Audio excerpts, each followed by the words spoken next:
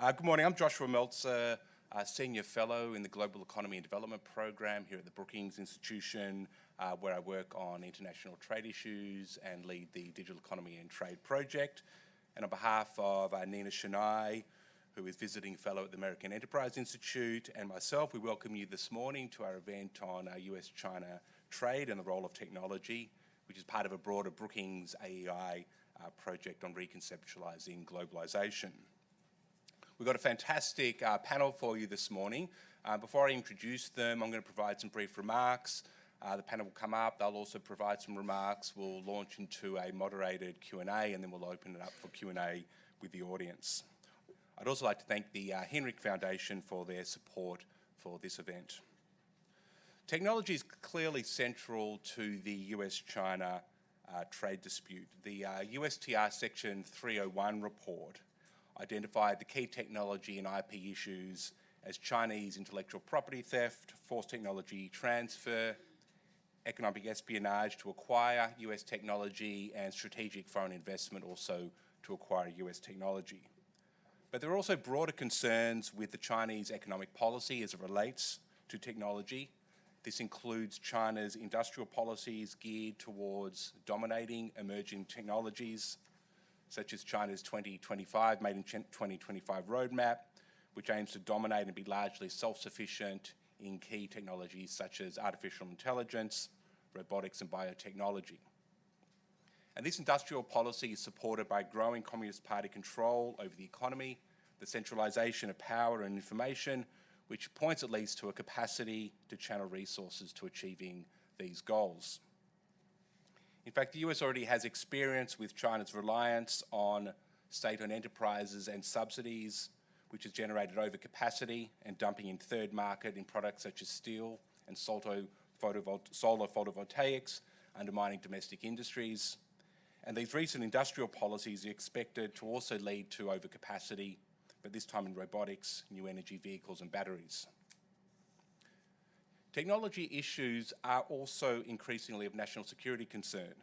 In fact, we see a range of actions taken for national security reasons.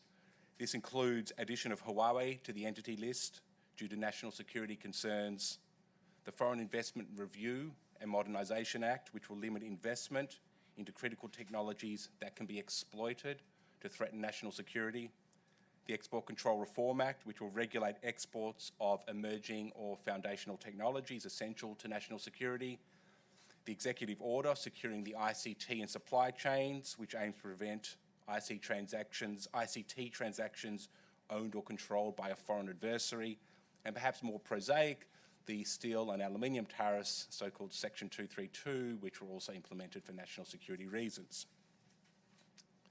So what is the US approach to addressing these economic and technology issues with China has been so far? Well, so far it's been a heavy reliance on tariffs. We currently have 25% tariffs on $250 billion worth of Chinese imports, with tariffs threatened on a further $200 billion of Chinese imports.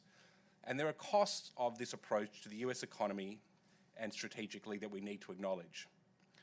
US tariffs have hit intermediate imports, which manufacturing industries use to produce for the US market and overseas. In fact, under current tariff scenarios, estimated welfare losses in the US are about $10 billion annually and are expected to rise to about $15 billion annually if we get the further tranche of tariffs on US imports. And this does not take into account broader macroeconomic spillovers such as lower investment and the like.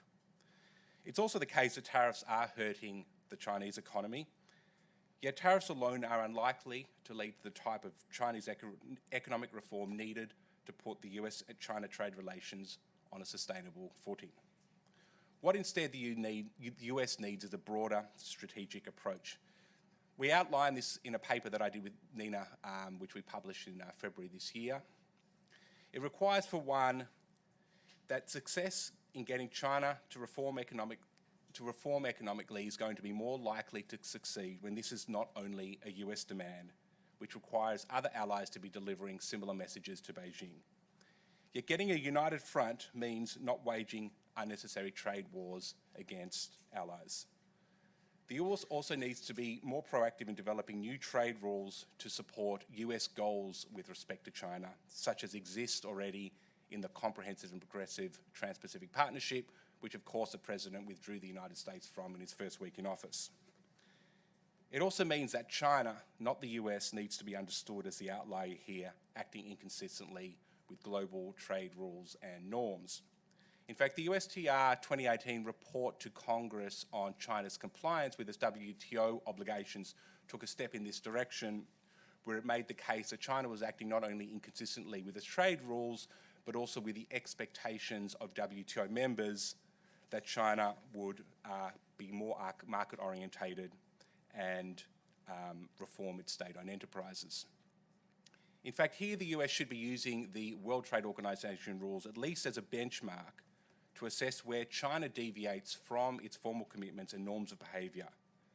And where the WTO rules fall short, the US can build the case for unilateral action. Finally, the failure to work within the WTO where possible is not only a tactical mistake, but has broader strategic consequences for the United States. The US has spent 70 plus years building a set of trade rules that reflect core US interests in terms of non-discrimination, transparency, and the rule of law.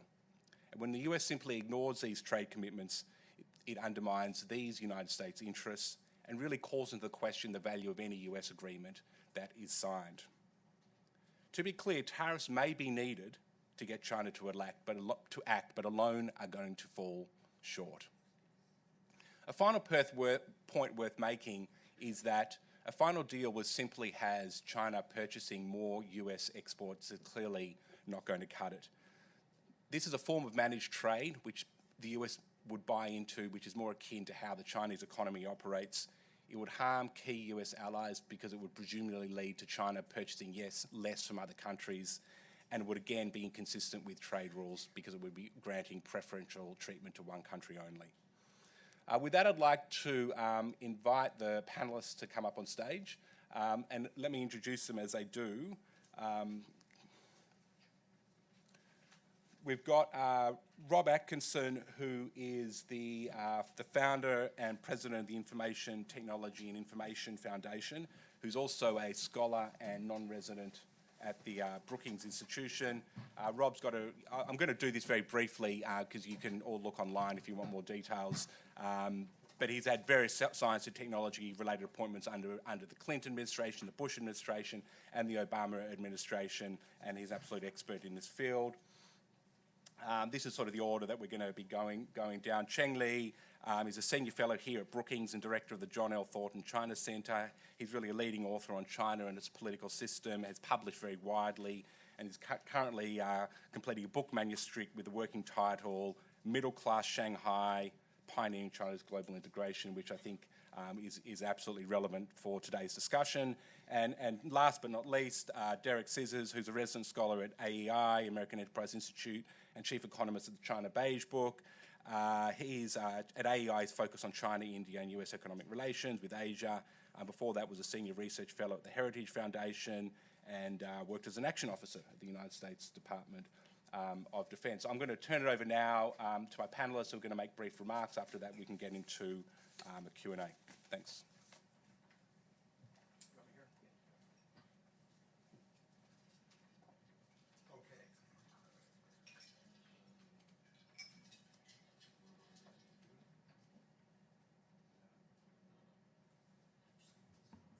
There we go. Okay. All right. Well, thank you, Josh and Nina. It's a pleasure to be here, and I'm looking forward to the discussion today. So I want to talk a little bit about kind of the higher level strategic questions here involved. And I want to start by making an assertion that President Xi Jinping made probably one of the worst strategic blunders since the Communist Party took over. They were doing just fine with their below the radar strategy, as much as it could be below the radar, of using a set of what we have termed at ITIF innovation mercantilist practices to gain market share globally in advanced technology industries. And, there was, certainly concern about that. There was pushback, but it was pretty minor. And I co-chaired the Obama White House U.S. China Innovation Experts Group for about 5 years, and so was involved in a lot of these dialogues. As my colleague Mark Cohen, who used to be the China person at PTO and now is at Berkeley, called it in a blog yesterday. The Obama strategy was, he said it was let 100 dialogues bloom. It's just, that was the sort of strategy. Let's just do dialogues, and didn't really work, but nobody was all that upset.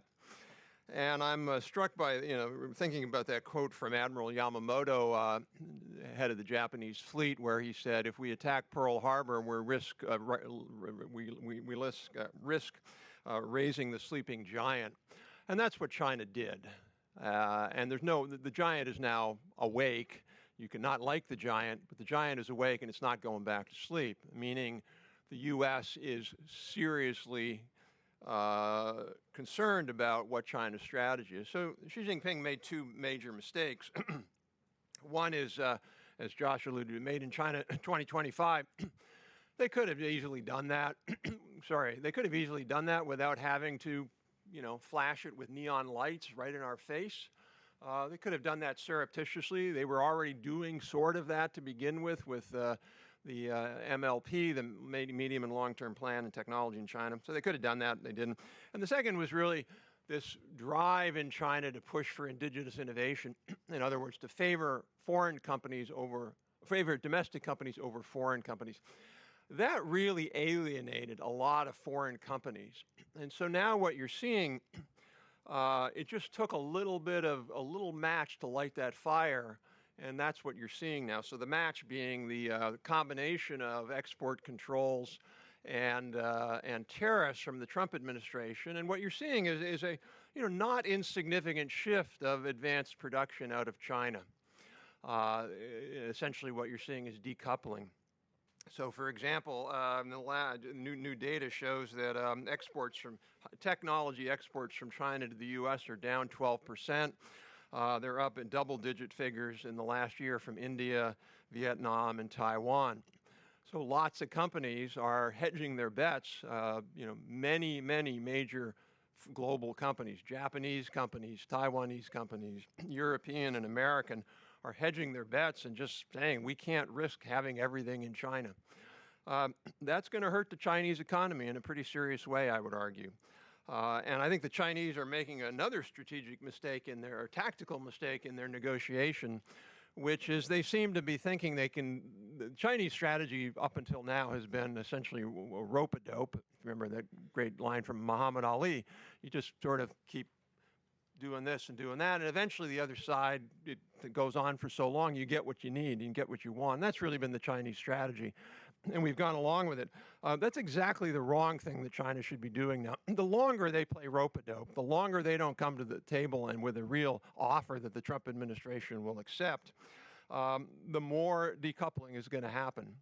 And once that gets its own momentum, where companies are like, yeah, I can go to Vietnam, and actually I can save money if I go to Vietnam.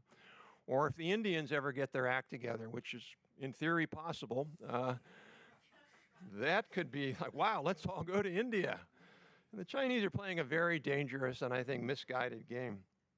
Last thing I'll just say is this question of what's going on the U.S. side. Is it about decoupling or is it about a trade negotiation?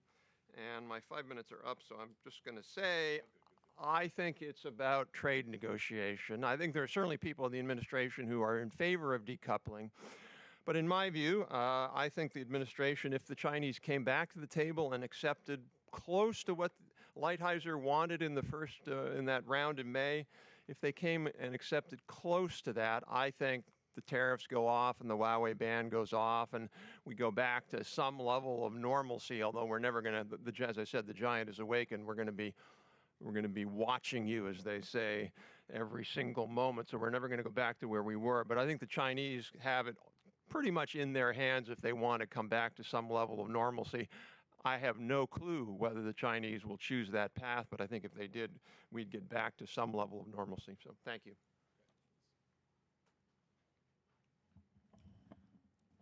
Well, I'm honored to speak to this distinguished audience. I saw some of the familiar faces, and actually they are real experts on the tech field, and also some wonderful diplomats, and great to see you, Mr. Ambassador.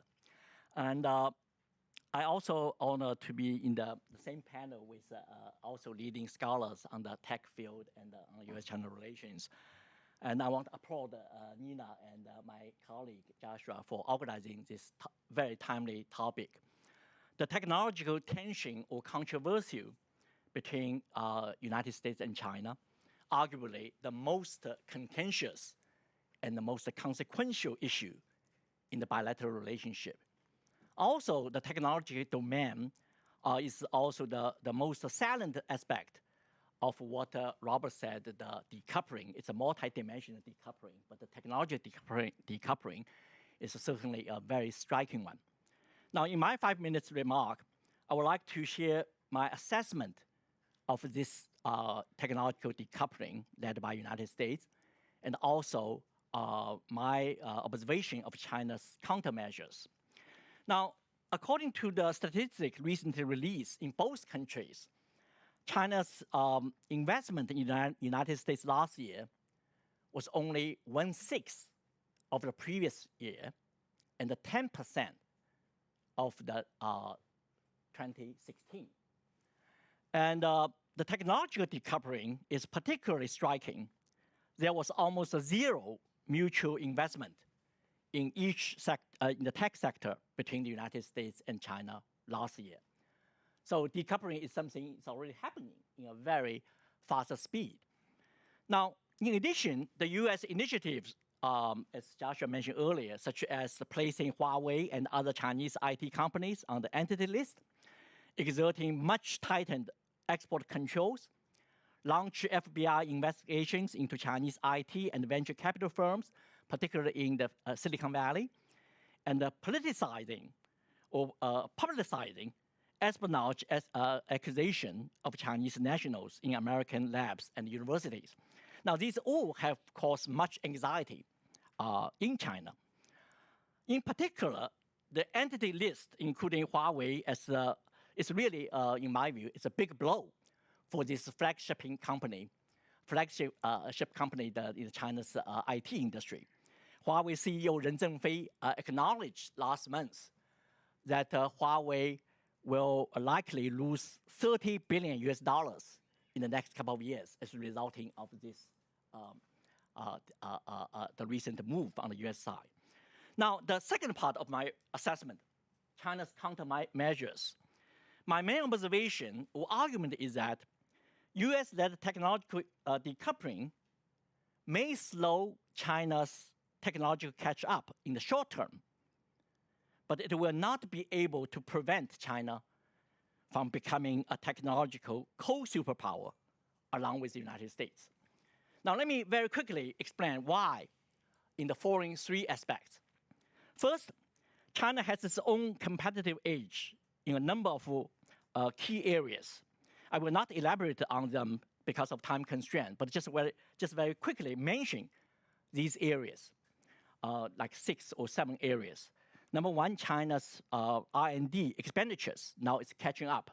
It's from like the 3% 15 years ago to just a few years ago, it's 16% of global expenditure. And according to Chinese sources, it will surpass the United States next year.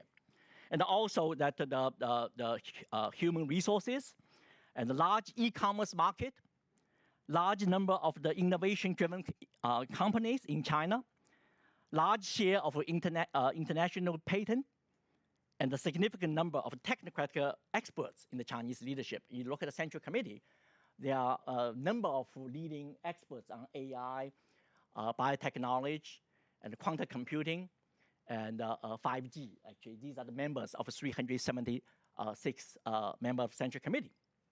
Now, secondly, to counter U.S. technological decoupling, China has now made great efforts to collaborate with EU countries, with UK, with Japan, and with Israel. Now, there are a lot of activities in this Chinese endeavor. Again, because of time, I don't want to elaborate.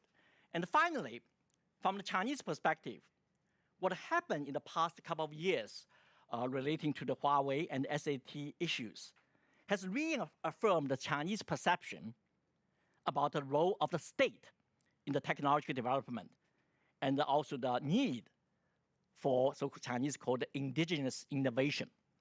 Now, last month, China established a so-called Science and Technological Stock Board. It's called 科创板 in Chinese. It's a new business. So we list a lot of companies in the China Shanghai Stock Exchange. A total of 122 Chinese IT companies apply for the listing, and 21 companies have been approved. Now, this will allocate a tremendous amount of financial resources to further China's competitive edge in S&T. Now, even before that, over the past few years, according to some Western source, China has been home to 36% of the so-called unicorns in the world. These are the startup companies valued at more than $1 billion US, and most of which are in the IT or technology companies, these 36%. Now, in conclusion, I want to clarify one thing. My observation should not be misinterpreted to reinforce the sensational fears in the US, because in my view, Huawei or China probably strong enough to survive a US-led decoupling, but it's not strong enough to replace the United States as the sole technological superpower. Still a long way to go. Now, we Americans have advantages in our political system, strong private sector, academic freedom, media openness, and other aspects of the soft power. Thank you. I have, again, misplaced my phone, so when I go over 5 minutes, Josh, could you make that noise that your phone just made, and then I'll know to stop. My comments are meant largely to reply to the author's February brief. I am one of the initial advocates of U.S. China economic decoupling, so they deserve credit for inviting me, as I completely disagree with them. Sirs, let's start with, at the end of their process, or part of their process, but they recognize the obstacles, they want to work with China. And my question is, what China are you talking about? Definitely not the one that is run by Secretary General of the Communist Party, Xi Jinping. Probably not the one that has existed since the state credit boom after the global financial crisis. This is a China where we have overwhelming, durable evidence against it being interested in pro-competition, pro-property rights reform, which is exactly the kind of reform we need to have to be able to work together with China on any sort of sustained basis. The authors actually document this problem to some extent in their paper. With regard to technology, as Rob indicated, this didn't start with Xi Jinping. It started before that. It's not just a function of his enormous ego. It is a long-term Chinese strategy that has become more visible as they've moved up the tech ladder. So we have a strategy of Chinese, let's call it innovation mercantilism. We have anti-competitive strategies. We have anti-private property rights strategies. And they are at least 10 years old and span at least 2 general secretaries of the party. You're not going to work with that China. Work with the WTO. And I ask, what WTO? The WTO that started the Doha round in 2001 and has never finished it. The WTO that not coincidentally let China into access as a member in 2001 and has never even compelled it to fully disclose its subsidies. Forget correcting the subsidies, just disclose the subsidies. WTO can't do that either. WTO has failed for over a decade to discipline the Chinese in any meaningful way. If you want to know the American reaction, it doesn't start with Trump, it starts with Obama. The TPP was a way to circumvent the WTO because the WTO failed. And that is an initiative energized by the Obama administration, the beginning of their time in office. It's not the Trump administration hating the WTO, which in fact they do. I would add also the WTO is not built for exactly the kind of technological issues that we are addressing here. It was not created for that. It is not built to try to resolve those things. Work with our allies. This is going to be a theme. What allies? We can work with the Japanese. The EU, the English-speaking countries, our allies in Asia, Korea, Taiwan, Singapore, Philippines, there isn't one costly enforcement action I would expect them to take on trade. Talk incessantly, yes. If our working with our allies is to talk over and over and over again and do nothing, that's what working with our allies will do. But usually when people say work with our allies, it's a cover for I don't want to do anything. Finally, I will indict the U.S., which is where we might actually agree with regard to their paper. I think our allies have no credibility on China economic issues. I don't think we do either. We haven't decided on our own interests. There's a line in the paper which I totally agree with, which is what we do at home matters the most. That is absolutely true. And our record is terrible. I hope we got a 55-45 probability of passing USMCA. If you can't pass USMCA, you certainly can't pass anything harder. So what is our commitment to, forget dealing with the Chinese. I don't want any deal with the Chinese. What is our commitment with dealing with good trade partners? We can't, it's not clear we could get a deal with good trade partners through the Congress, but with both Democratic and Republican objections of different types. On tech, the Huawei treatment of Huawei has been a circus. I'll talk a little bit more about that, but you're more familiar with it. We also don't have implementing regulations on export controls, which is a behind-the-scenes circus. We passed those in 2018. It takes a while to write them, but we're not writing them from the standpoint of the national interest. We're writing from the standpoint of random lobbying by who has most influence in this particular administration. So it's not just Huawei that we're struggling with.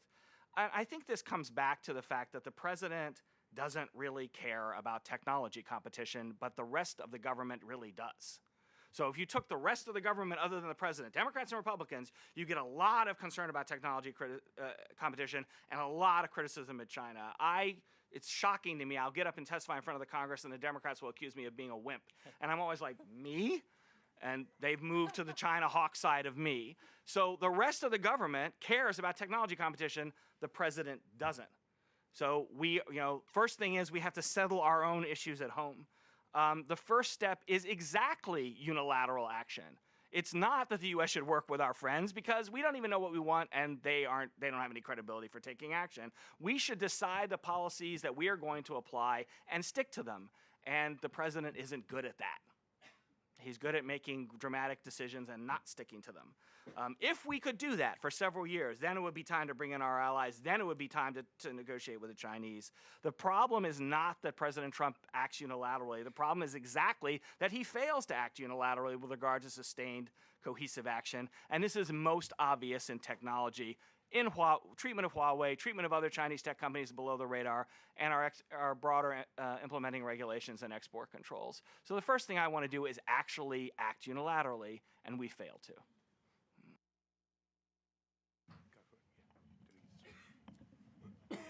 Well, thank you so very much for all of your very interesting remarks. I think we have a lot to talk about here. I'll start off with a question for our panel. As Josh started off the program, and as is apparent with these very interesting remarks, the trade war between the U.S. and China is really at heart about technology.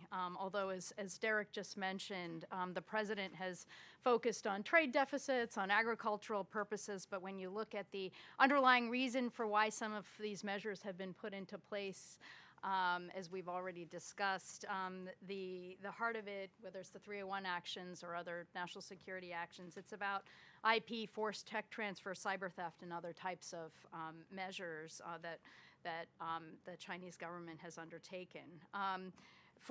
However, for China to be able to meet the U.S. demands in these trade talks, one would argue that it really does need to move away from its state-led economic model.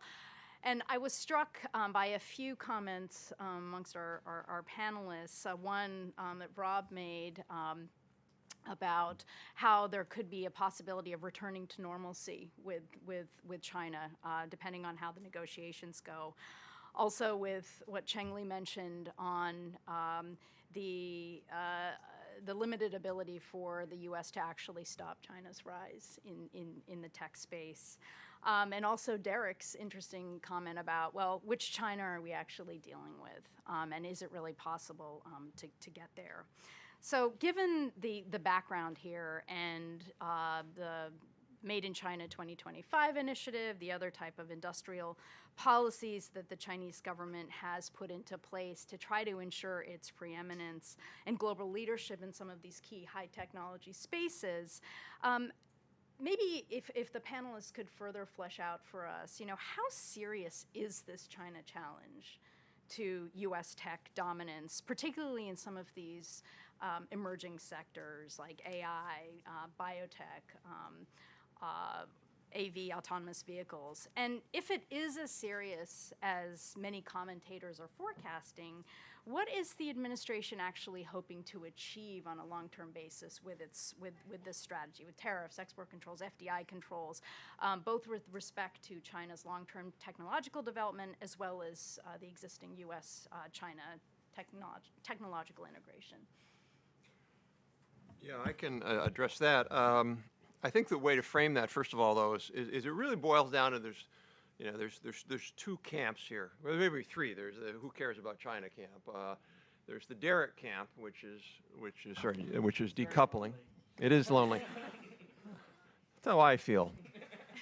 And then there's the okay, we don't necessarily want to fully decouple, but we want to use a lot of pressure and pain points to get China to sort of comply with some reasonable norms of trade and economic policy. They're never going to stop their SOEs. We get all that, but they could ramp it all down. They could stop their cyber theft. They could reduce their subsidies significantly. They could stop all forced joint ventures and forced tech transfers. There's a bunch of things they could do that don't fundamentally threaten their model, and we could continue to interact with them. So there really is two goals, or two different camps. If you're in the reason why I think the second one's the better one, the let's get them to behave in some way, shape, or form, is because the goal here should not be, in my view, to stop China from rising. I 100% agree with Cheng. You cannot do that. China will continue to rise. They will be a global power technologically and economically. Nothing we can do about that. We could throw roadblocks in the way. We can slow them down. We can't stop it. What we could stop, or at least significantly reduce, is they're hurting us while they do it. And that's what I think we should focus on. Now, what is the possible threat from them? We wrote a report at ITIF maybe 3 months ago where we looked at about 30 different quantitative indicators and said, where is China relative to the U.S. in 2017, 2007, where are they in 2017 or 18, whatever the latest data was. And so these would be indicators like global patents, the amount of R&D, the amount of output in semiconductors, you name it. And on every single indicator, they went up. And they're still behind us on net. There's no question the Chinese are nowhere near as strong in advanced technology industries as the U.S. is on average, but they are catching up relatively quickly. We have another report that'll be released in the next 6 weeks where we're looking at a bunch of about 12 or 14 indicators on AI competitiveness, artificial intelligence, comparing AI competitiveness in Europe, China, and the U.S. China's a little bit ahead of Europe, which is interesting. They're still not ahead of us. We're still ahead of China on AI. But again, they're catching up. If you look at other sectors like biotechnology, we have another report coming out on that. And they're farther behind in biotech. There's no question about that. But boy, oh boy, you look at their strategy, you look at what they're doing, they are putting all efforts into becoming a global leader, not really in what's called small molecule chemical pharma drugs, but in large molecule biotech, particularly in genomics. And then you look at industries like robots where, the amount of money the Chinese are putting into robotics is mind-blowing. We're talking hundreds of billions of dollars when you combine provincial and national. Electric vehicles, I think that's a real risk that in 15 years the Chinese will really crush the U.S. when it comes to electric vehicles. So I don't think we should take it. Aviation's another one. I think in 20 years, really hard-pressed to see how Boeing or Airbus sell a jet in China with how Comac is developing their jet system, their jets. So, China has a goal of basically, China never read Ricardo. That would be my recommendation, just to read. They've read Adam Smith. They actually translate. I'm sure they've translated, but they don't really read Ricardo. They don't believe in comparative advantage. They believe in absolute advantage. China wants absolute advantage in all of these industries. That's the core problem, because when you want absolute advantage, what's left for us? Well, we could sell them waste electronics and waste paper, but they don't want that anymore. So we can sell them food and oil. That's what the Chinese want. And I don't want the U.S. to turn into a drawer of water and a hewer of wood. So I think we should worry about China technologically. I think they have every reason to do that. One of the points I made in that piece where we looked at 30 different indicators is you look at what Korea did. South Korea, they were a backward, non-industrial, non-technology country. Japan was earlier. Taiwan was. They all had the same playbook, only that China has a better playbook ramped up with vastly more power and resources than Korea could ever use. And look at Korea. They're clearly a global technology leader. There's nothing inherently, it's not impossible to do this. It's easy, it just takes time. So I think we should worry about it. Well, I certainly share a lot of criticism of the Chinese, the so-called state capitalism, and the issues of intellectual property rights, and the forced technology transfer. I mean, you have the list, China's appliance to WTO, the problems. Actually, some Chinese intellectuals also well noticed, we're aware of these problems, this criticism. Some of the leaders also get to the point. Certainly that the China's industrial policy, particularly evident in the Made in China 2035, is really quite something that China wants to dominate these 10 fields, right? I mean, 70%, 60%, or even high. I mean, how let the other countries to do business? This is certainly an unfair practice. But there's one thing to point out this problem, the pressure China to change this unfair practice. It's quite another thing to blame everything to China, but our problems in terms of lack of the technology competitiveness to China. So I think that the best thing is to try to find a way to improve our competitiveness. And also, this is, I don't want to tell the list of the areas. This start with some education and many, many other things. Now, but we do need to be aware that in many areas, we probably will see the superpowers. This is most evident in the AI. There's only two superpowers. In other countries, Australia and UK and Japan could not, or India could not compete in the same level, largely because of tremendous data, because of financial, resources. So make China and United States two superpowers. This will be a long time to come, but also some of the other sectors as well. So that will be an important adjustment for these two tech superpowers. But it's very, very painful. I do share your concern about some Chinese mindset, right? But of course, sometimes we also want to absolutely dominance. I mean, of course, not all of us. Some of us want that kind of thing. This is particularly a challenge for the United States. So my bottom line is, at this critical moment, we should make sure some of our policy may not necessarily hurt China, may hurt ourselves. So that should be very, very clearly laid out. Otherwise, like Hank Paulson said, I mean, we want to isolate China. I mean, but end up we probably isolate ourselves, hurt ourselves. So these are things I think we should have a discussion, and I hope that this is the beginning of a discussion. And but there's difficulties. I'm fully aware that Derek's point is the political nature, and our presidents differ from the political establishment. That's created more anxieties, more uncertainties, more challenges for the United States. Well, now I get to disagree with the panelists. If there's a super technology out there that's transformative, people talk about AI, and then I ask them what they mean. Of course, they have no idea.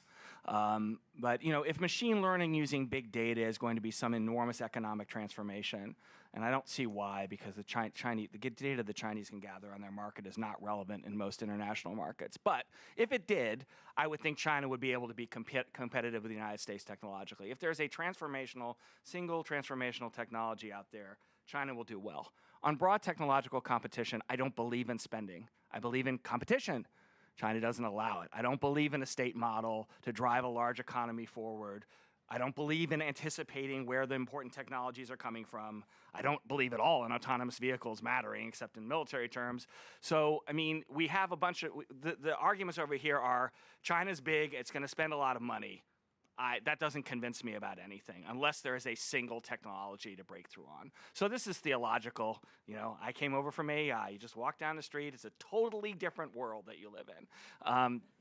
Where we might agree on the world is the U.S. I'm repeating my earlier remarks, so I'll be really brief, but I'll tell a story. I was there when we launched the 301, and it was two members of the cabinet, very senior political advisor, people that you think are important in the administration weren't allowed at the table.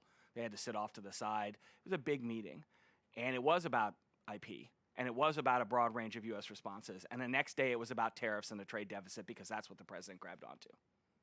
So we're not anywhere, the problem to me is not China.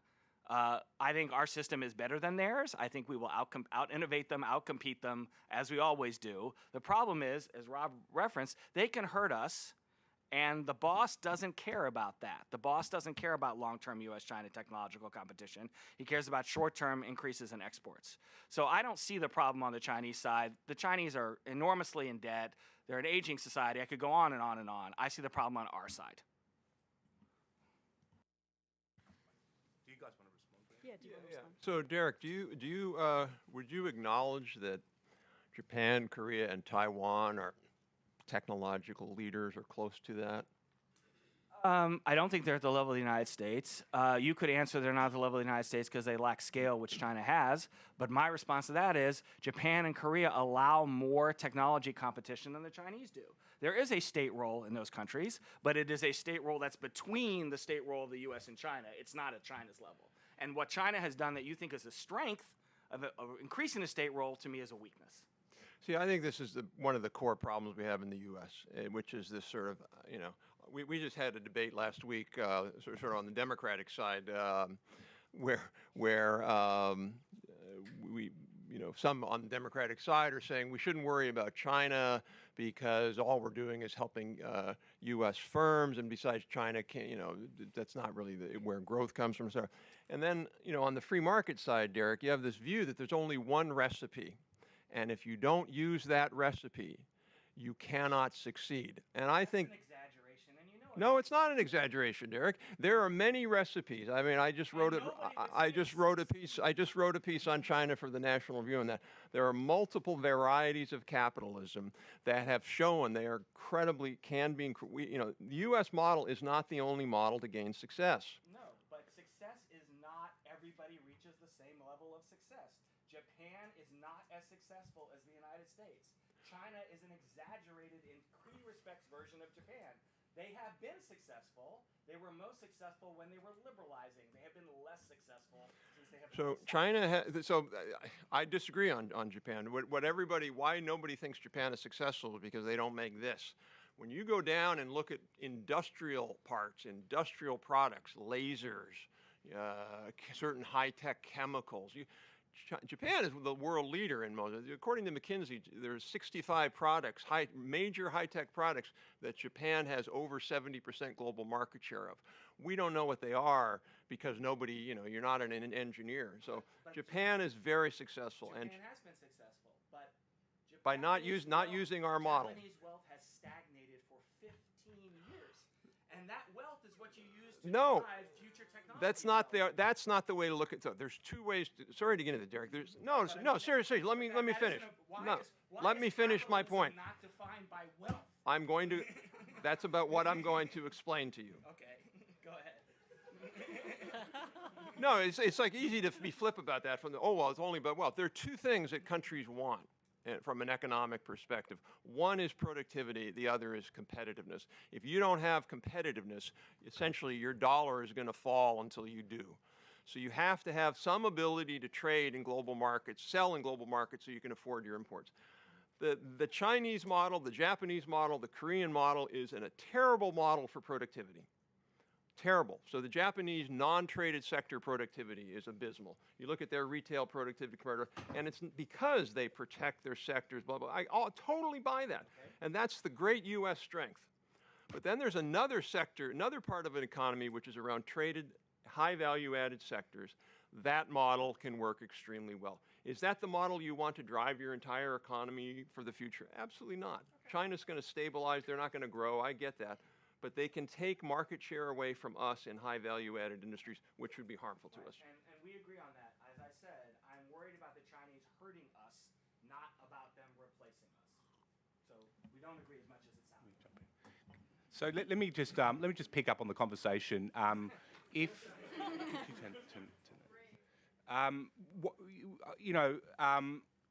if you were to briefly, in a few words, outline what an optimal US strategy would look like, and this does not necessarily have to be vis-a-vis China. I mean, it may be that we're overweighted on thinking and responding to China, we're underweighted in domestic sort of strategy, but whatever it may be, given what the future looks like over the next 5-10 years and focusing on the technology aspects, what should the US do to sustain its global position going forward, given challenges and how you see the future unfolding? All right, sure. I mean, I'm going to put it in the context of China, because I think there's two big things we should do, and we're not doing either of them. One is we should make it very, very clear to global suppliers and to certain countries that we want you to be the new China. Mexico, to me, is the perfect place to start with that. We want North American supply chains. My colleague Stephen Nizell at ITF just did a really interesting report looking at global trade linkages between Korea, Taiwan, and Mexico and the U.S. And if we could move a lot of that production away from China to Mexico as the sort of North American low-cost location, we'd do well. I think India is another place. I think the Philippines. I think Vietnam to some extent. The Trump administration, frankly, is not doing a terrible job with that. For example, threatening tariffs on Vietnam. Why in God's name would you move your production away from China to Vietnam when you do that? So we want to send a very clear message to global companies. Move out of China. And ideally move into the North American sphere. But even if you move into the Indian sphere, that's great. That's number one. Number two, China, a lot of Chinese power, if not most of it, comes from the fact that they still run a trade surplus, and they use those dollars to win global influence. There's a new study came out yesterday on the amount of foreign lending that the Chinese do, and I'm sorry I don't remember the scholar's name, but it was twice as high as what the IMF official flow numbers were. And that is the source of Chinese power. That comes from their ability to manufacture. I think the U.S. should have an Apollo mission to completely transform and automate U.S. manufacturing, robots, AI, all sorts of other things, so that we reshore a massive amount of manufacturing from China. And I think that would hurt them significantly if we did that, and it would be great for us. I don't see us doing that. I don't see us doing either of those things. The first one's probably easier than the second one. Two things when we come to this competition. I think one is money, the other is talent, human resources.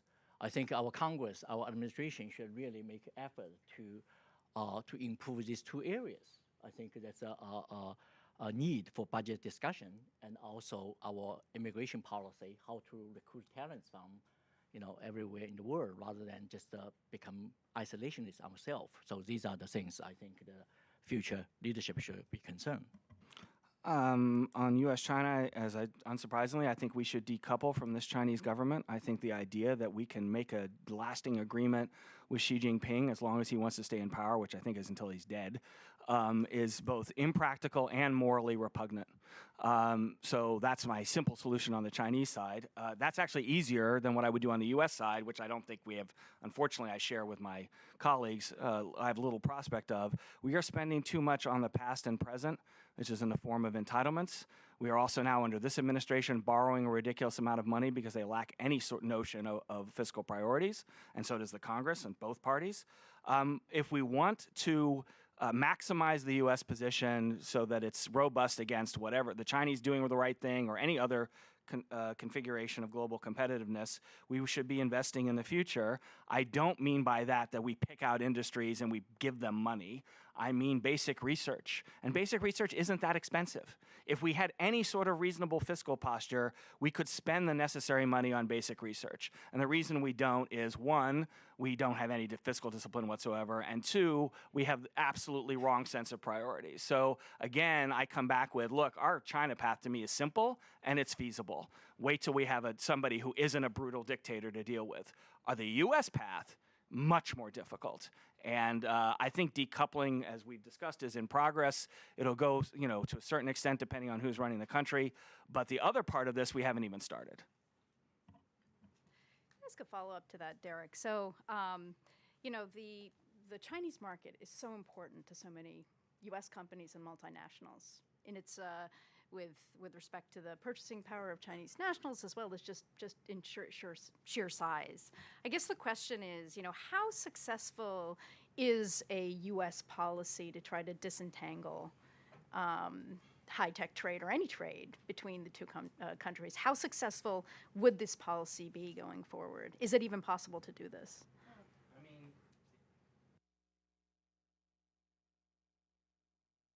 There we go. I have bad fingers, apparently. We're already doing it, as we've all discussed. How far it's going to go is a different story. But my answer to you is, and you deal with these companies all the time, so do I. We all do. Their interests are not the national interests, and they report revenue gains in China where the revenue does not benefit the 99.9% of the United States. I don't care that certain tech companies, which are revenue dependent on China, which they are important to the current value of the NASDAQ. That, to me, does not rise to the level of national interest. It actually does rise to the level of national interest for the president. The president came into office, look, this is basically firsthand, saying, I don't care about how U.S. firms are treated in China. I want them all come back to the United States. And the exceptions have been made is when people have visited and said, this is bad for our stock price, and our stock price, we're big enough that it's bad for the stock market. So that is what some people think is important in our China relationship. I don't at all. I don't care if these companies lose revenue. I don't care if the stock market falls. The one way in which I'm definitely not in the camp of let's ignore China, somewhat associated with Vice President Biden, fairly or unfairly, is I think that, China matters to us. That means we have to make sacrifices. And that's where we don't have consensus. We don't have consensus in this administration. We don't have consensus in society. So for the people like me who are very critical of China wanting to decouple, we failed. We have failed to this point to convince people that it's worth sacrificing. When I hear, and I get visits all the time, when Boeing shows up, and I totally agree with Rob, Boeing's projections about 20 years of its aircraft sales in China are fantasy. When they show up and say, you're hurting us, that shouldn't matter because China is important enough that the revenue of some companies which are China dependent don't matter. As a political point, I think these companies matter less, but we are a long way away from having a consensus in society to take costly action. I just want to comment on your excellent question and also Derek's good answer. We talk about the difficult to reach consensus. Certainly, you also mentioned Wall Street business community. Certainly, I think that at least from my perspective, the business community in the U.S. certainly share some of the anger, the anxiety, and about the Chinese business practice. They wanted the president to give some pressure to have some positive result, but they did not want to, again, correct me, decoupling at this point and with China's economy or even technological side. Could you comment on that? Is that the observation largely correct? Or no, I think that's correct. I mean, obviously the firms that are doing well in China, the firms that have not done well in China have left, and they are fine with decoupling because they're gone. The firms that are doing well in China, and there are plenty of them, are opposed to decoupling because, Intel, Microsoft, Apple, Boeing, these are large chunks of their revenue. So they're upset with China. They don't want to decouple. Unfortunately, that leaves them often in the position of wanting magic. I want you magically to change China with no threat to us. That is not a reasonable strategy. So this is great because I get to disagree vehemently with my colleague Derek. Look, when Derek says he doesn't care about U.S. companies, at one level, I don't care about U.S. companies. The reason I care to some extent about U.S. companies is because I care about U.S. jobs. and I care about U.S. competitiveness. And you cannot have either of those without healthy U.S. multinationals. And the idea that somehow we're okay with Boeing losing all its market share in China, which I'm not saying will happen, but could happen, or Intel losing all its market share in China, or Merck losing all its market share in China, is because those sales support hundreds of thousands of high-wage, good jobs in America, and they support exports. And so to say that, oh, well, this is only about company, I mean, you remind me of sort of what Jared Bernstein said on our panel last week, which is that he sides with workers, with global workers rather than with America, because it's about American companies. This has to be about American companies. You know, Engine Charlie Wilson famously said in 1959, or excuse me, in 54, when he was being sworn in for his hearing to be defense secretary, he said, what's good for GM is good for the U.S. That's not as true today as it was, sure, but it's not zero. And there's a lot of good studies on that. Number one, if we export from the U.S., that's definitely good. And there's a number of good scholarly studies that we've reviewed, where even when companies are having facilities in China, we get jobs back from that. And Derek, last thing you said is, we shouldn't do this in China because they're a brutal dictatorship. I'm for America first here, I got to say. I think we should look at our own interests, and if our own interests are to sell to China, then we should do it. I mean, if we use dictatorship as the way of not trading, we're going to not trade with a third to 40% of the world. Okay, so I hate one last thing. I thought you said that was the last one. Sorry, probably. All right, no, all right, go ahead. It is the last thing. Okay, two points, and you as usual, we sound like we disagree more than we actually do. The president is right about one thing. The benefits from exporting are considerably higher to the United States than the benefit from local sales. Doesn't mean there are no benefits from local sales, but if you could magically, which we cannot, relocate that production to the U.S., it would be better to have in the U.S. The president's goal there, he has no coherent strategy, is correct. We would get more benefits from exporting to China than we do selling in China. That's not to disagree with Rob. It's just to make the point that the largest part of our sales in China are located in China. The largest part of their sales to the United States are also located in China. Now, on the last part, which I don't want to get distracted by security matters, but the rest of the world's dictatorships all added up together are probably less threatening than the Chinese. So the motivation for decoupling does not come from the econ side. If I wanted to treat China as country B in a Ricardian economic model, I'd be like, oh, I have these objections to their behavior because but I'm still gaining from it in an absolute sense. The motivation here comes from the national security side. And that's why the national security side is most in favor of decoupling. If you throw out national security, a lot of my objections and my guidance for decoupling goes away. But that's ridiculous. We cannot throw out national security, especially given how different China is under Hu Jintao and then now under Xi Jinping. So Derek, I don't even agree with that because I think it is totally in our national security for American firms to be in China, taking market share away from Chinese firms. So when Peter Thiel says that Google shouldn't be in China, and everybody jumps on that, oh, China's a dictatorship and they're oppressing the Muslims, so therefore we should do this sort of the right thing and not allow Google, press Google. When Google goes to China, they take market share from Baidu, or they may not, they may fail, but that's Google's goal of going in China. That is good for American national security because it weakens Chinese firms, it strengthens U.S. firms.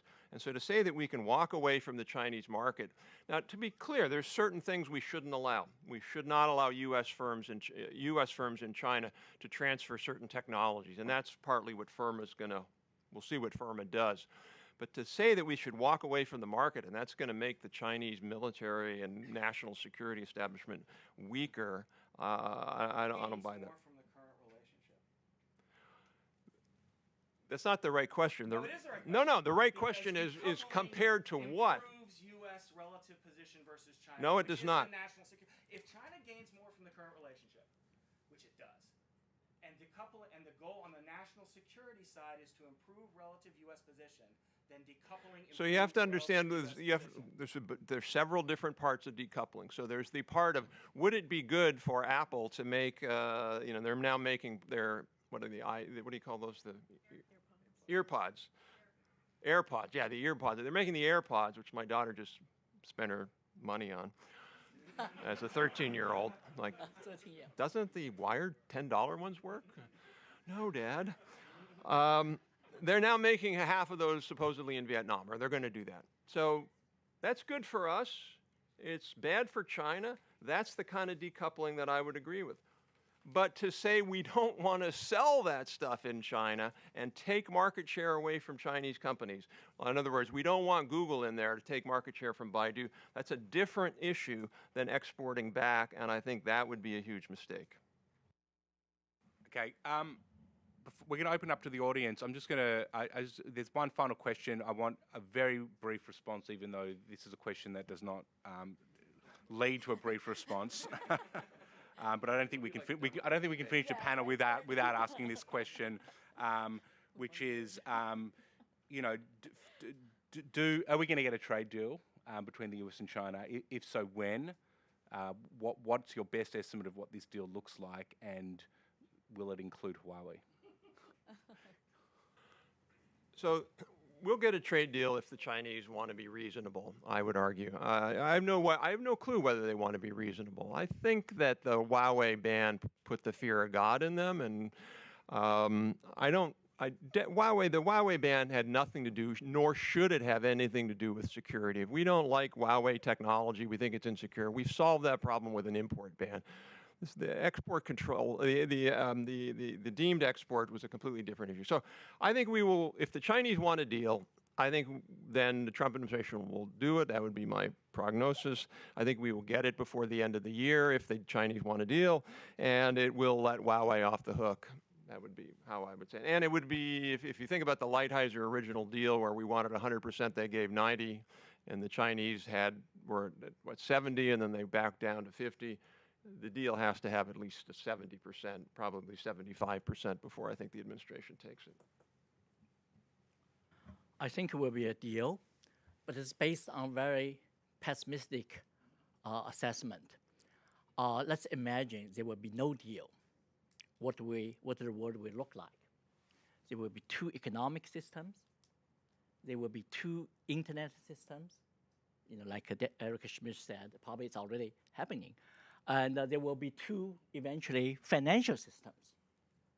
Now, they will not stop there. They will be involved vicious competition, conflict, and war. Now, of course, that I do agree with Derek. I think China will suffer more with the trade conflict for various reasons. And by nature, that the surplus country always suffer more. But that will not stop here. Is that we want to enter these things? The economic cooperation or interdependence that has implication for world peace. This is the Asia-Pacific region. Relatively speaking, we did not have major war after the Vietnam War. Now, are we going to that direction? Of course, that is not the U.S. should be blamed, because this is a really mutually reinforced fear and mutually reinforced, effort. But I think for that reason, I think we should have an incentive to cut the deal. I do not know the timing. It's all based on the president's calculation, political calculation, also Chinese leaders' calculation. But I think for that reason, I think there will be a deal. But if not, we should think about what we are talking about, what kind of future we will enter. The information I get from China is clearly biased because they know I'm hostile, but they do talk to me, and they've been pretty clear that they're going to get a deal they want or they're going to stall until 2020. And that doesn't mean they would give us nothing in a deal. It's not like they have to have a completely one-sided deal. It means that there are certain things they find acceptable and certain things they find unacceptable. That leaves me with the president deciding what's better for him politically. And that's trying to get in the president's head. Don't do it. It'll depend on who the Democratic challenger is. It depends on how fast they emerge. Some of the Democratic challengers have very ill-defined positions on China. They have some leeway to take a surprising position one way or the other. So I used to think we were going to have a deal. The benefits of the purchases that the Chinese would make as part of the deal has shrunk as we've gotten closer to 2020. The president needs those purchases to show up politically. So I now move towards, I'm throwing up my hands in the air and saying 50-50, and it depends on the president's call and the Democratic primaries. If we have a deal, Huawei will absolutely be part of it because the president doesn't care. So he's the one who has to step forward and says, I love this deal.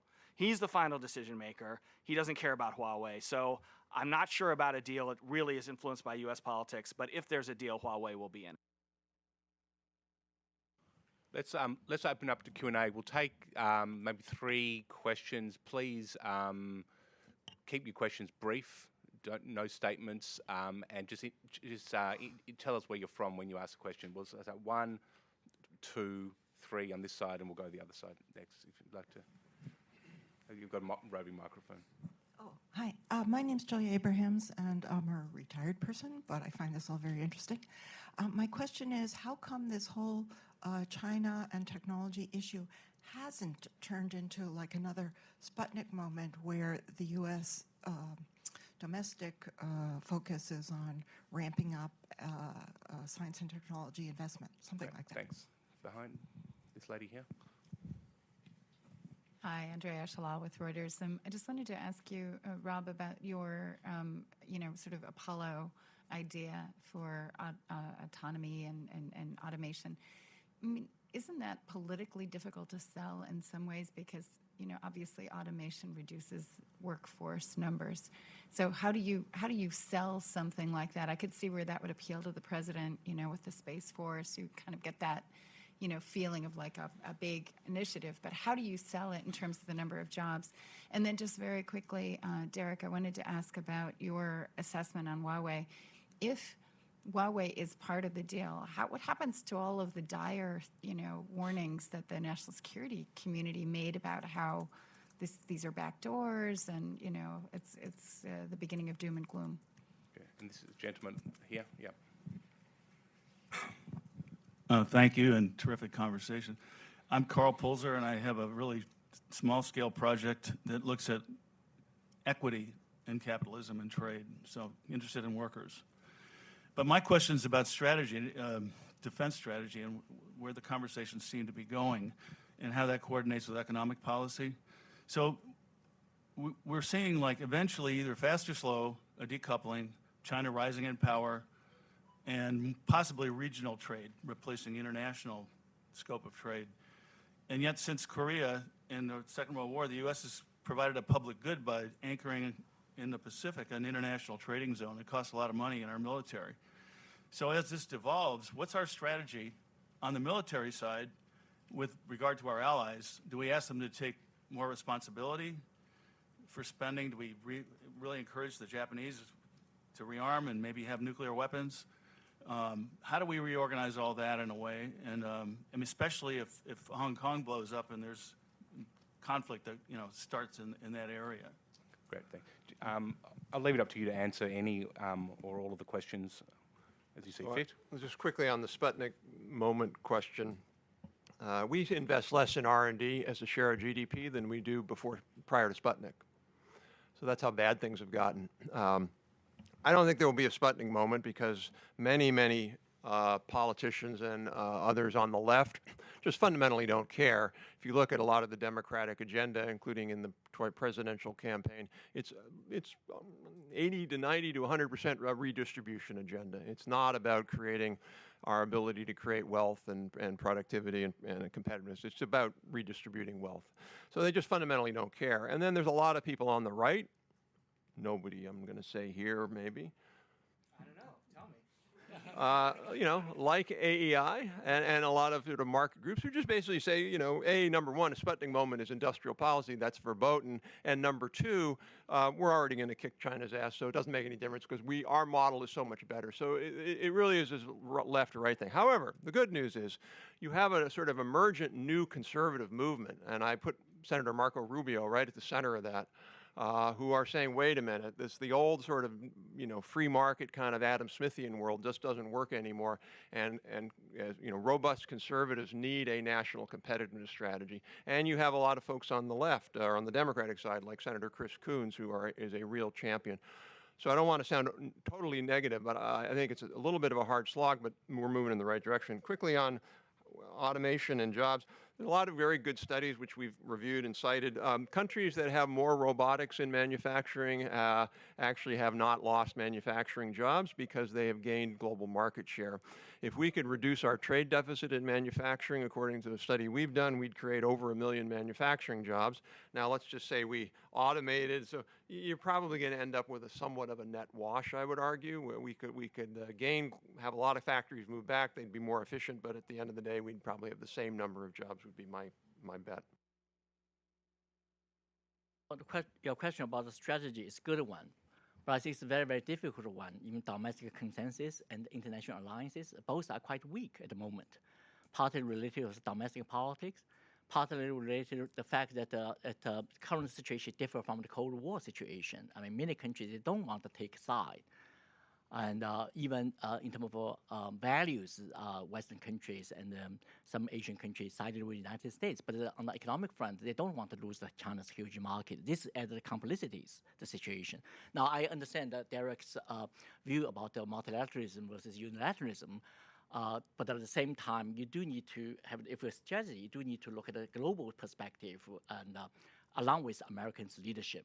So that's, at the moment, it's a big challenge. I am not a national security expert by any means. I end up spend most of my time talking to them in this administration because the economic side is so fractured. So there are a couple of national security questions tilted my way.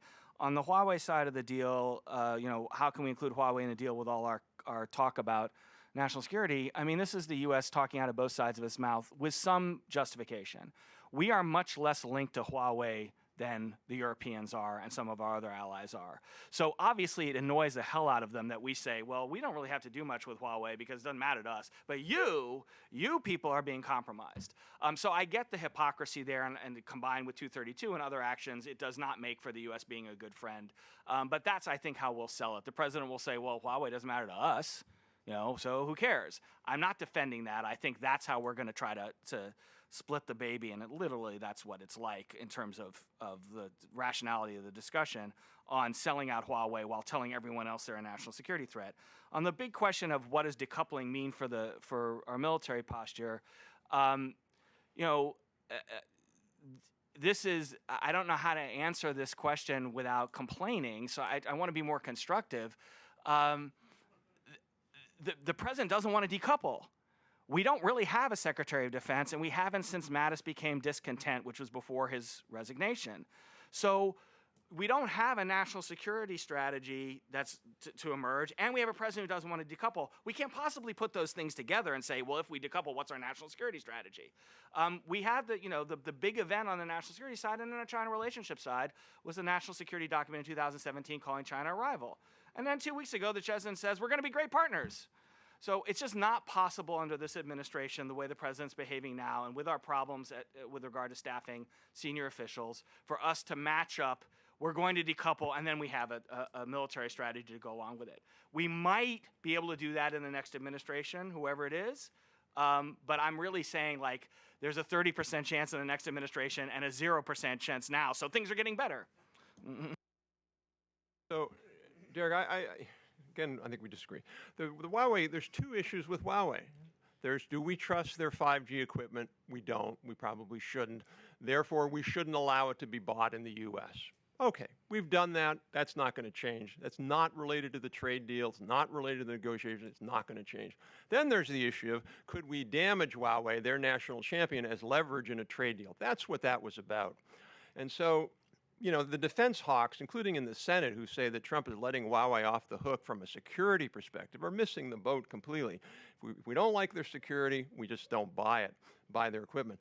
But the notion of export controls, that is a total trade tactic, and there's no way the Chinese are going to accept a deal if the Huawei ban is still on. So if there's a deal, the Huawei ban of exports won't be on. Okay, so let's look at how much we disagree. There is no Huawei ban. The entities list does not constitute a Huawei ban. If there were a Huawei ban. I know, but I mean, we never got to that point. We're not negotiating over a Huawei ban. We're negotiating over saying you have to move your production offshore to sell to Huawei. That's all the entities list does, even before the temporary general license, and even before any additional licenses that might be activated. So, I mean, Huawei is not in the way of a deal except symbolically. we are not banning you. This is not a denial order. It's never been a denial order. I know because I was in the discussions with the administration. I was actually arguing for more than the denial order. We rejected the denial order. We took an action that does not preclude U.S. firms from doing business with Huawei, only the location of that business. That's not, that's sure, absolutely, but that's not the point. The point is that there are people in the national security decoupling community who would say that under no circumstances should a trade deal allow American companies to sell things to Huawei. To me, that's a giant mistake. That has nothing to do with our cybersecurity and network security. Okay, more questions. Ambassador, this gentleman behind, yep. And this lady here. Good morning. John Negroponte. I was Deputy Secretary of State in my last job in government, and I conducted the political side of the U.S. China dialogue. In 1972, I went out to China with Dr. Kissinger in one of the follow-up meetings after the meeting between Nixon and Mao. And I guess one of the major issues this is a comment and then I have a question, that we're really trying to come to grips with in these days is the fact that China has just become so much wealthier, so much faster than any of us ever had reason to expect back to 1972 or 79, when they were poor as church mice. And in 79, when we established relations with China and lifted the embargo, we were asking ourselves, what are we going to buy from these people? That was the question that was being asked. So now we're in the current situation. My question relates to, it may be tangential, but I do think it has a bearing. And I'd like to ask the panel's view on what the fact of 300,000 Chinese students coming to the United States every year, what are the implications of that to the current discussion? And do you think that level of student activity, given all the talk about decoupling, will continue here in the United States? Yeah. Oh, I'm sorry. Go ahead. Sorry. I'm Mike Nelson. I used to teach in the Communications Culture and Technology program at Georgetown, so I'm going to ask a cultural question that's a bit related to what was just asked. If you look, this week we're celebrating 50 years since Apollo. I was 9 years old, and I remember how optimistic we all were and how we celebrated astronauts and scientists and big, bold projects. That's what they're still doing in China. We're celebrating rap stars and watching Game of Thrones and Black Mirror. Is it possible that this difference in attitude explains some of the advantage that China has right now? And do you think we'll ever get as optimistic as we were 50 years ago, or that the Chinese will get as cynical and pessimistic as we are now? Hi, it's the reporter from the Shenzhen Media Group. So my question is for Mr. Cheng Li. Despite the U.S. section on Huawei, Huawei has been developing his independent operation system called Hongmeng. And the European country, they didn't follow the U.S. to take a hard line towards Huawei. They engaged many cooperation with Huawei that's going on. And U.S. is sort of behind the 5G infrastructure. So do you think that U.S. should really calculate its position in the U.S. China technology competition in terms of this technology advancement field? Thank you. The reason I wanted to answer the question about students is because I spent 15 years as an adjunct professor at GW. Maybe the other panelists and people in the audience certainly have as well. But I taught a course on the Chinese economy, which started off with no Chinese students and ended up with large majority Chinese students. 0 to 70% of the class. Those people should not be restricted. It's ridiculous that we would do that. I had a screaming match with somebody who's the most anti-immigration person in the administration, whose name you would know, but I shouldn't say it, Steve Miller, a long time ago, about this is a long time ago, and of course he's had many screaming matches since, about immigration. Like, if you don't want Chinese nationals or people who are traveling a lot to China and doing very strange things, or have their own private firm while they're working at your university, if you have technology restrictions that are based on the technology, not on who's involved, apply them. I don't care if the Chinese are important to your university revenue. I don't care. That's not the national interest. But when there are hundreds of thousands of Chinese students here who are studying economics, who are studying history, who are studying literature, whatever the language, whatever they're studying, that's a completely different issue. So it just seems so obvious that what we should be talking about is, what are they doing? We have to ring fence certain projects like we've always had to, like we wouldn't allow a North Korean or an Iranian necessarily to work on nuclear programs at MIT, but we don't say it's because they're Chinese. And the reason I wanted to answer that first is, we haven't even made that distinction in public policy yet. That's how far we are away from setting priorities. So I think what your question reveals is, the U.S. is not, my point, forget working with other institutions and allies, we're incredibly far away from proper U.S. policy, as demonstrated by the fact that we can't tell the difference between a Chinese professor working on a technology that he or she can sell for huge amounts of money in China and a student in my class. Well, 30-some years ago, I was one of the Chinese students came to the United States. I'm extremely grateful for my adopted country, that experience. Not only me, but many, many others. Currently, there are two concerns. One, actually, according to Financial Times, actually also verified by other sources, that the White House did discuss about the complete decoupling on the educational front, which means no longer issue student visa for Chinese. Eventually, President vetoed that. But that tells you how close we to that kind of situation. So I share with Derek's concern. I think a majority of Chinese students, they just want to study. They are inspired by American, openness, academic freedom, and also to a great extent values. Now there's another term start to emerge called weaponization of Chinese students. Sounds like these 300 students will become Chinese weapon. That's really excessive. Now, the current policy has not changed. We discussed about State Department, but some small cases, maybe out of proportion, will publicize in China. Sounds like the U.S. completely changed the policy, etc. I think that will involve some serious debate.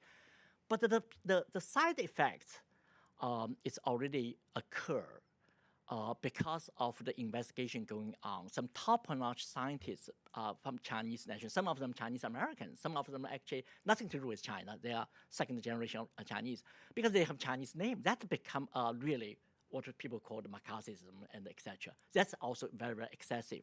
Now, China can take advantage of that. We'll see a wave of returnees to China. These are top-notch scientists. Bloomberg's recent story certainly cover that.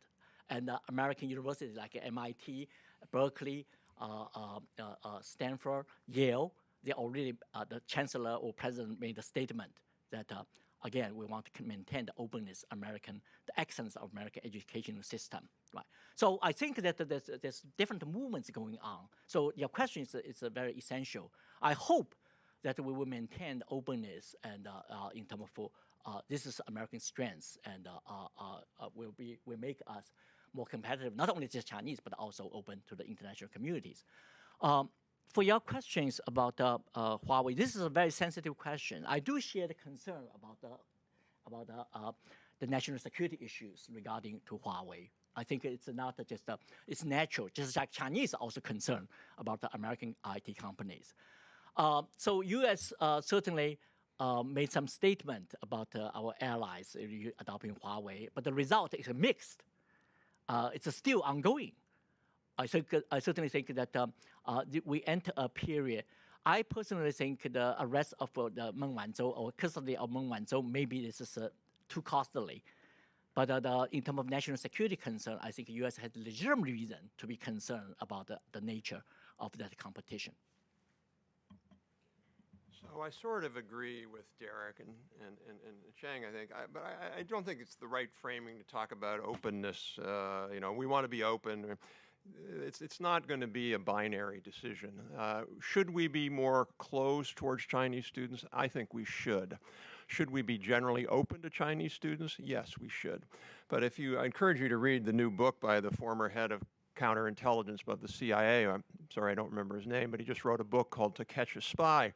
and read the China chapter, or read a new book, relatively new book called Spy University by a New York Times reporter.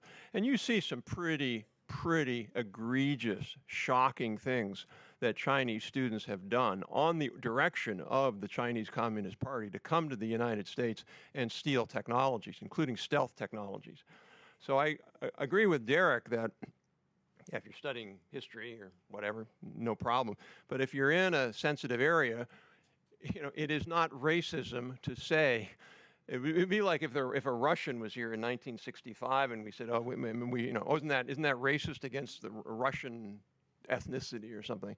No, it has nothing to do with race. If the person's China-born, a Chinese person who's an American-born, or it's not race. It's the fact that there's a lot of evidence that some, and probably a very small number, but some Chinese students are here to do unethical and illegal things. And I think to turn our blind eye to that would be a huge mistake. It would be equally a mistake to shut down overall number of Chinese students who study here. My office mate, when I got my PhD, was Chinese, and he benefited, we benefited, they benefited. I want to follow up that question, if I may. Distinction between those humanities or history or whatever. The other is scientific and technology. Do you think that we should completely ban Chinese students in STEM or not? No, not at all. As I said, many Chinese students in STEM they're legitimate students who are here to learn something. They're not plants by the Chinese government to come here and engage in espionage. Nor am I saying that majority are. But when you read what the FBI has been, go to the FBI website, you do see cases. And so I think it's just sort of this notion, well, science is global. So we just have to be more cautious. We have to make sure that when there are cases where Chinese students are doing research that's somewhat sensitive, there need to be better controls. We need to watch things more. We just need to be more careful. But absolutely, we should. And then the second thing we should do, and maybe we all agree on this, is we should allow more Chinese students who get a degree in STEM to come and become permanent residents and citizens. We should capture them. That would be really harmful to the Chinese, and it would be really great for us if we could do that. Only the good students, though. and not the history students. Well, there was a big range of econ students in my class. Well, I just want to thank all of the panelists for just these rich comments. I'm sure we could continue this conversation for several hours, just given everything that's going on in this space. I think we've covered a lot of fundamental issues here today about what's at stake in the broader U.S. China bilateral, the trade war and the dialogue, and really the focus on knowledge industries of the future, and which country, the U.S. or China, will lead, and whether it actually has to be a choice. I think the administration has really taken up these issues in a way that's, I guess, starker than prior administrations. And I think we're just going to have to wait to see what the results of this strategy or these actions will be. Again, I think our panelists have put forward such a rich and varied set of viewpoints, and we've had a spirited discussion. I would just simply note here that there seems to be broad-based agreement here that China continues to loom large in the global economy, and its effects on the global economy due to its economic model, non-compliance with the rules, as well as the spirit of the rules, as well as foreign policy objectives, put us at a real crossroads. But these have real implications for the United States, and these are some of the issues that Josh and I are grappling with in our broader project on reconceptualizing globalization, about how we build support and here in the United States for continued engagement by the U.S. Internationally in economic affairs. And China is, of course, a very big part of that dialogue. So with that, please join Josh and me in thanking our panelists for this excellent discussion.